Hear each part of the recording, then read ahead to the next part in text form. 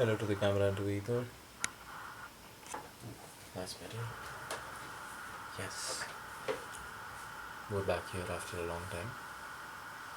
3 days, but still felt quite long.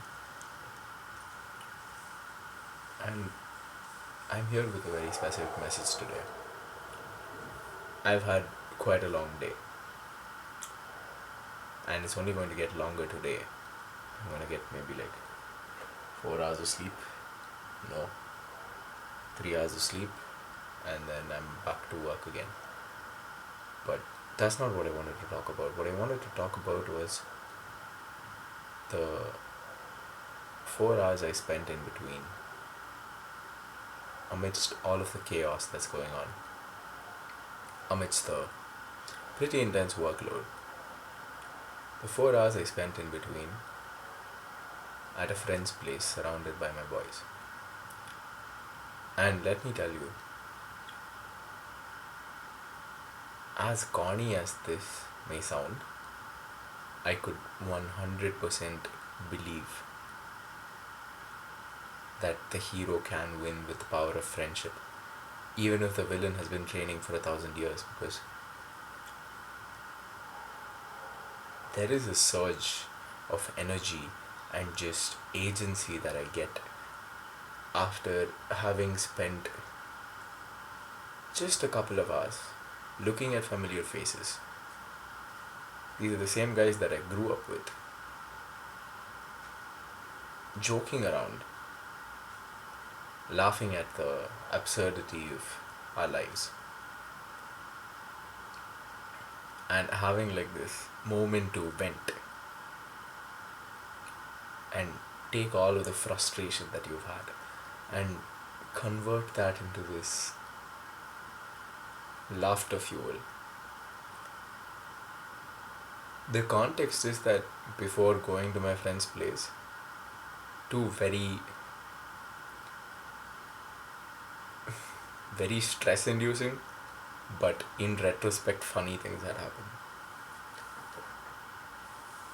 One was that I spent around 14 hours troubleshooting a bug uh, on hardware, on something that I was developing, which turns out could have simply been resolved by powering the whole system on and off. And I had broken my head over it for 14 hours. The second was that I had left work expecting to get to my friend's place in 45 minutes. Bangalore traffic turned that into 2.5 hours. And both those things were very stress inducing in that I was convinced that there was genuinely something wrong with the world. Forget even the world.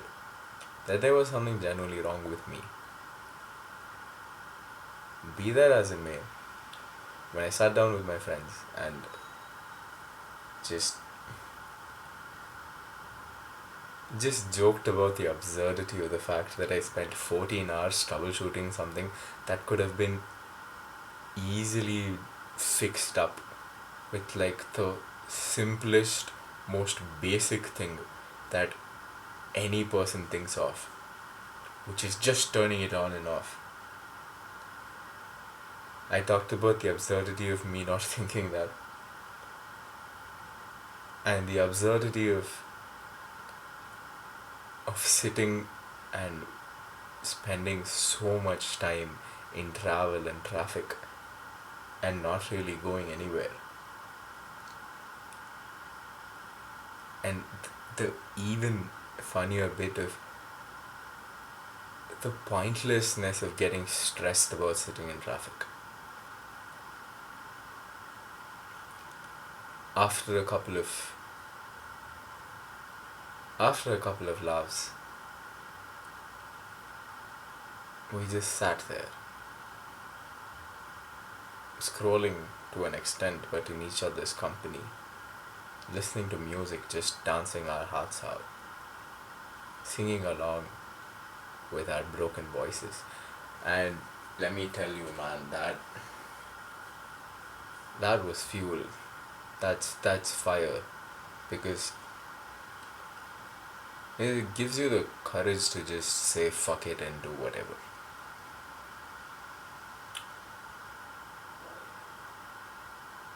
You may very well believe that you have adopted that attitude. At least I believe that I do. But a physical reminder through action is very much appreciated.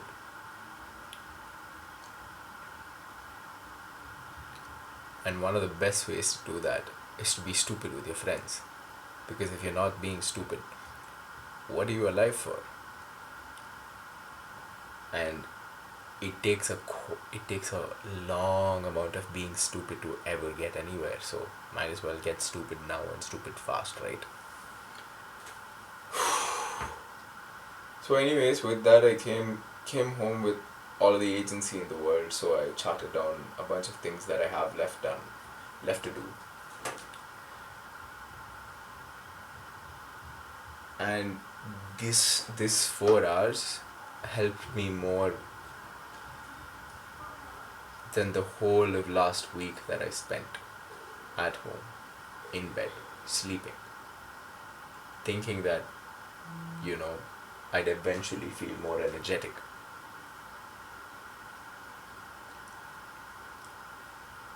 Turns out sometimes you just need people around you. That's it, and you'll be fine. Anyways, I hope I did make sense to you, because I've learned two things. One is that uh, two things specific to when I'm sleep deprived. One is that my thought process slows down, which is completely natural. And the second, which is a more funnier thing, is that I start slurring my words a bit and stuttering to here and there. So it's hilarious to listen to. The slurs are hilarious to listen to. I've seen some of the recordings, and I find myself laughing uncontrollably, thinking, okay, you sound like you have a lisp, my boy. Anyways, that's pretty much it for the day. Good night to you, to the camera, and to the ether. Oh yeah, I also made my first Substack post. Very happy about it. Amongst other things I'm happy about, the I had made a reel with my bench press PR, and it hit 880 views. That may be a small number in the grand scale of things, but I am breaking it down to the level where 880 individual people looked at something that I made, and that's brilliant for me. Or for that Substack example, four different individuals read something that I created, and once again, brilliant for me, because it's very easy to get lost in the grand scale of things. It's very easy to just forget the fact that the numbers have a face behind them. And the moment that you realize that the numbers have a face behind them, it just becomes all the more significant. Funny enough, I was discussing this concept of facelessness in an entirely different context.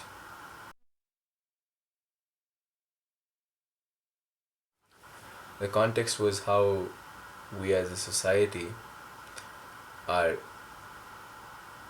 perhaps an endangerment to ourselves, because we've become so large and so accessible to each other that we're essentially faceless, that we start forgetting that whatever action I take today has an impact on another person, and that impact is not a statistic. That's a human being that's going to suffer the consequences of, say, my materialist actions. it also fuels apathy because as much benefit as there is to having so many people united under different causes, the benefits being scientific advancements, technological advancements, the growth of knowledge base across different disciplines, there is an, in my opinion, an equal or larger amount of disadvantages. Them being, people don't, people stop questioning what they're contributing towards or why. They simply do. They become a faceless cog in a greater machine. Anyways, I digress, but I just found I just find it very interesting that it's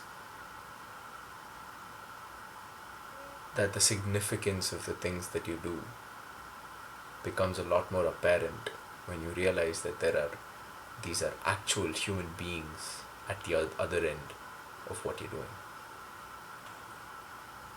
be it positive or negative, and that just helps you. I hope it helps me, makes my decisions better.